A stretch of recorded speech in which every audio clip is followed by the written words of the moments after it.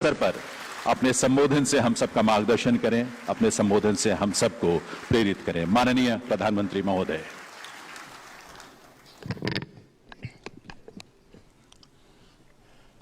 कार्यक्रम में उपस्थित सुप्रीम कोर्ट के मुख्य न्यायमूर्ति Shri N V. Ramana ji, justice Shri U Lalit ji, justice Shri D Y. Chandrachud ji, केंद्र सरकार में मेरे सहयोगी और देश के कानून मंत्री श्री किरण जी, सुप्रीम कोर्ट के ऑनरेबल जजेस,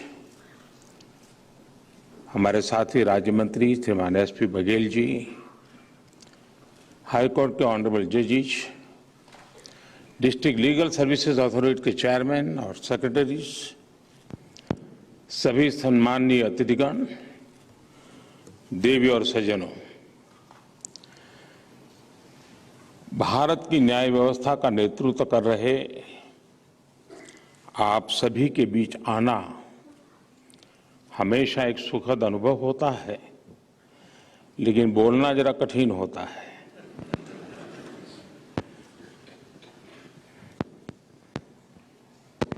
डिस्ट्रिक्ट लीगल सर्विस अथॉरिटी के चेयरमैन और सेक्रेटरीज की ये इस तरह की पहली नेशनल मीटिंग है और मैं मानता हूं कि एक अच्छी शुभ शुरुआत है, मतलब ये आगे भी चलेगा।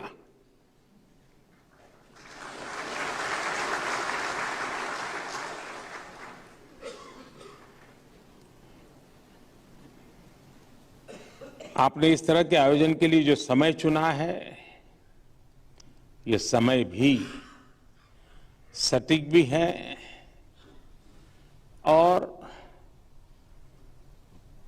ऐतिहासिक दृष्टि से महत्वपूर्ण भी है। आज से कुछ ही दिन बाद देश अपनी आजादी के 75 साल पूरे कर रहा है। ये समय हमारी आजादी के अमृतकाल का समय है। ये समय उन संकल्पों का है जो अगले 25 वर्षों में देश को नई ऊंचाई पर ले जाएंगे। देश की इस अमृत यात्रा में ईज ऑफ डूइंग बिजनेस और ईज ऑफ लिविंग की तरफ ईज ऑफ जस्टिस भी उतना ही जरूरी है। नेशनल लीगल सर्विस अथॉरिटी और सभी डिस्ट्रिक्ट लीगल सर्विसेज अथॉरिटीज इसमें बहुत बड़ी भूमिका निभा सकते हैं। इस आयोजन के लिए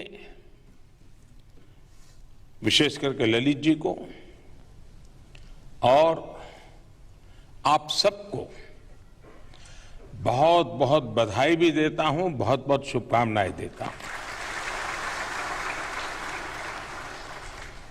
हमारे यहां न्याय की संकल्पना में कहा गया है,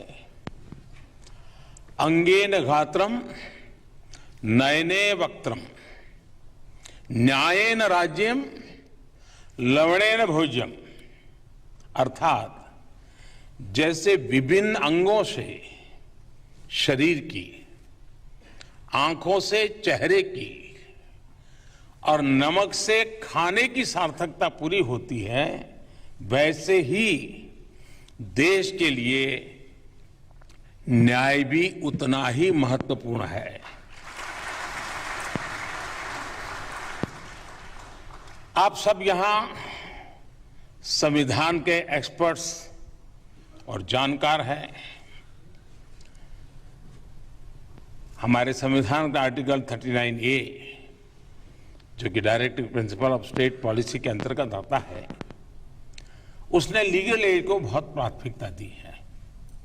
इसका महत्व हम देश में लोगों के भरोसे से देख सकते हैं। हमारे यहां सामान्य से सामान्य मानवी को यह विश्वास होता है कि अगर कोई नहीं सुनेगा तो अदालत के दरवाजे खुले हैं।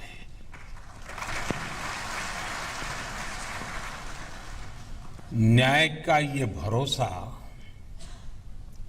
हर देशवासी को ये एहसास दिलाता है कि देश की व्यवस्थाएं उसके अधिकारों की रक्षा कर रही हैं। इसी सोच के साथ देश ने नेशनल लीगल सर्विसेज अथॉरिटी इसकी स्थापना भी की ताकि कमजोर से कमजोर व्यक्ति को भी न्याय का अधिकार मिल सके।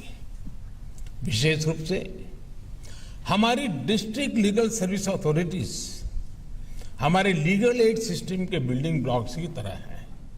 साथियों, आप सभी जानते हैं कि किसी भी समाज के लिए जुडिशियल सिस्टम का एक्सेस जितना जरूरी है उतना ही जरूरी जस्टिस डिलीवरी भी है। इसमें एक अहम योगदान जुडिशियल इंफ्रास्ट्रक्चर का भी होता है। पिछले 8 वर्षों में देश के जुडिशियल इंफ्रास्ट्रक्चर को मजबूत करने के लिए तेज गति से काम हुआ है। जुडिशियल इंफ्रास्ट्रक्चर को आधुनिक बनाने के लिए 9,000 करोड़ रुपए खर्च किए जा रहे हैं। देश में कोर्ट हॉल्स की संख्या भी बढ़ी है। जुडिशियल इंफ्रास्ट्रक्चर के निर्माण में ये तेजी जस्टिस डिलीवरी को भी स्पीड अप करेगी। साथियों, दुनिया एक अभूतपूर्व डिजिटल रिवॉल्यूशन की साक्षी बन रही है और भारत इस रिवॉल्यूशन का प्रमुख केंद्र बनकर उभरा है। कुछ साल पहले देश जब भीम यूपीआई और डिजिटल पेमेंट्स की शुरुआत कर रहा था तो कुछ लोगों को लगता था कि ये छोटे से क्षेत्र तक सीमित रहेगा, लेकिन आज हम गांव-गांव में डिजिटल पेमेंट होते देख रहे हैं। आज पूरी दुनिया में जितने रियल टाइम डिजिटल पेमेंट्स हो रहे हैं उसमें दुनिया में उसमें 40% अकेले भारत में हो रहे हैं। रेहड़ी पटरी और ठेले वाले लोगों से लेकर गांव गरीब तक डिजिटल पेमेंट अब हर व्यक्ति के लिए सहज दिनचर्या का हिस्सा बन रहा है।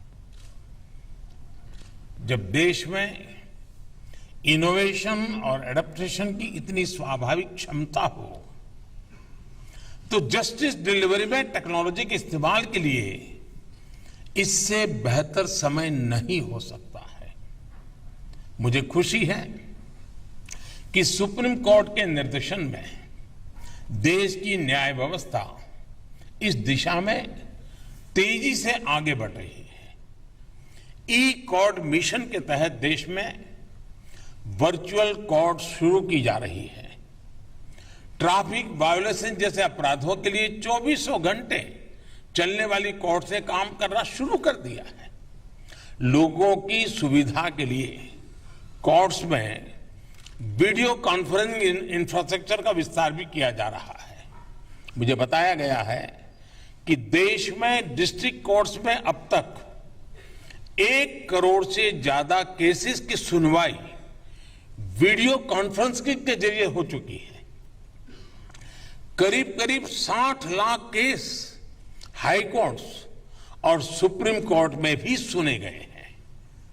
कोरोना के समय हमने जिस विकल्प के तौर पर एडप्ट किया वो अब व्यवस्था का हिस्सा बन रहा है।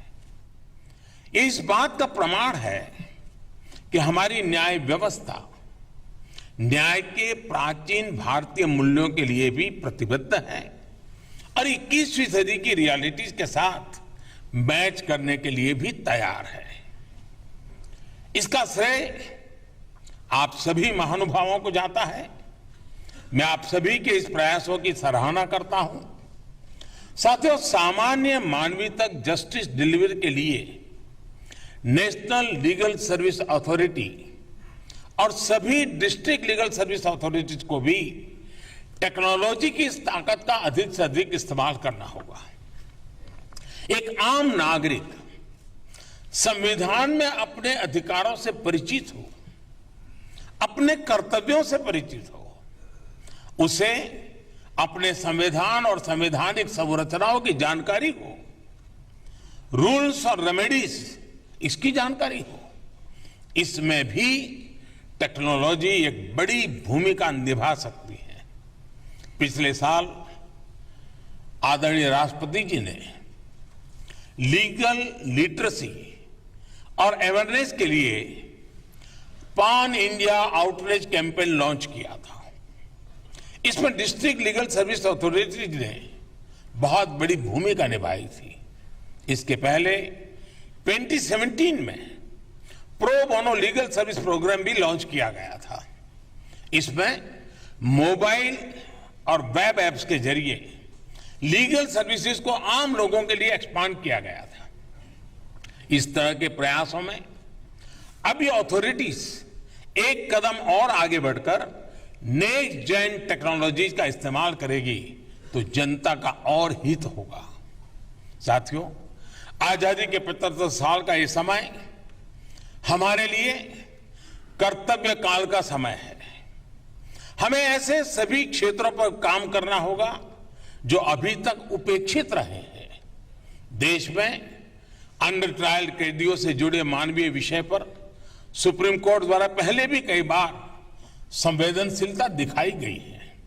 ऐसे कितने ही कैदी हैं जो कानूनी सहायता के इंतजार में वर्षों से जेलों में बंद है। हमारी डिस्ट्रिक्ट लीगल सर्विस अथॉरिटीज इन कैदियों को कानूनी सहायता देने का जिम्मा उठा सकती है। आज यहां देश भर से डिस्ट्रिक्ट जजेज आए हैं। मेरा उनसे आग्रह है कि district level under trial review committee के चेयरमैन होने के नाते अंडर ट्रायल कैदियों की रिहाई में तेजी लाएं।